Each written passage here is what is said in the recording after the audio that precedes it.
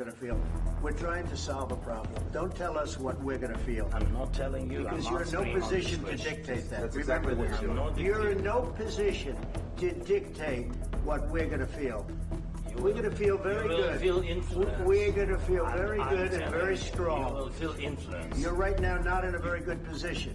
You've allowed... The scheduled signing of a crucial minerals agreement between the U.S. and Ukraine, along with a planned press conference featuring President Trump and Ukrainian President Volodymyr Zelenskyy, was unexpectedly cancelled. Zelensky's visit was cut short following a tense Oval Office meeting that included Vice President J.D. Vance, which quickly escalated into heated exchanges and personal insults. After the argument, the Ukrainian delegation was moved to a separate room while U.S. officials remained in the Oval Office. However, National Security Advisor Mike Waltz and Secretary of State Marco Rubio soon instructed them to leave. According to a White House official, Zelenskyy attempted to defuse the situation and requested a reset, but Trump and his team felt disrespected by his conduct. The meeting highlighted deep divisions between the two nations, derailing the minerals agreement as Trump continued pressuring Ukraine to negotiate an end to the war with Russia. At one point, Trump warned Zelenskyy to strike a deal with Russia or risk losing U.S. support entirely. Vance accused the Ukrainian leader of being disrespectful, further intensifying the standoff. During the exchange, Vance criticized the Biden administration for contributing to the ongoing conflict and emphasized the need for diplomacy.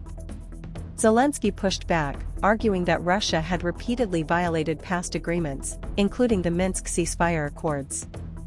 He reminded Vance that even under Trump's administration, Russian President Vladimir Putin had failed to honor agreements, such as a prisoner exchange that never materialized.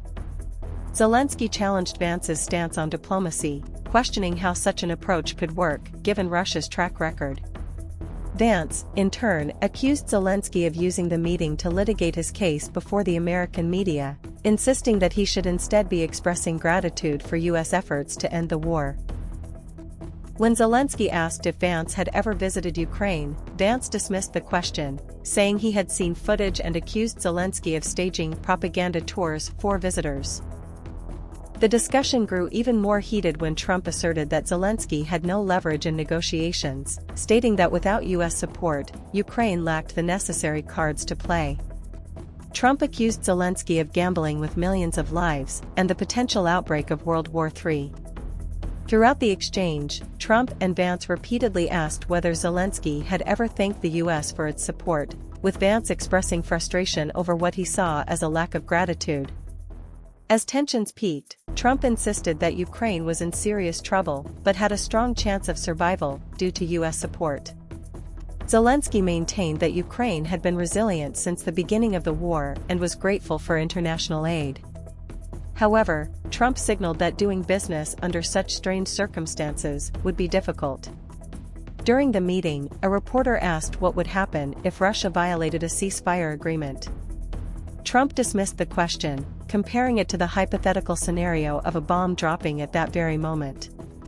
Zelenskyy argued that any peace deal must include security assurances, but Trump pushed for a simple ceasefire without additional conditions. Zelenskyy countered that Putin had broken agreements at least 25 times, but Trump defended the Russian leader, saying, "But he never broke to me." Following the disastrous meeting, a White House official described Ukraine as being difficult to negotiate with and said the argument was a breaking point. The minerals deal, seen as a potential first step toward peace, collapsed because Zelenskyy had overplayed his cards. Trump later took to social media, criticizing Zelenskyy and claiming he was not ready for peace. He stated that Zelenskyy saw U.S. involvement as a bargaining chip and had disrespected the United States. Trump declared that Zelenskyy would be welcomed back only when he was genuinely prepared for peace.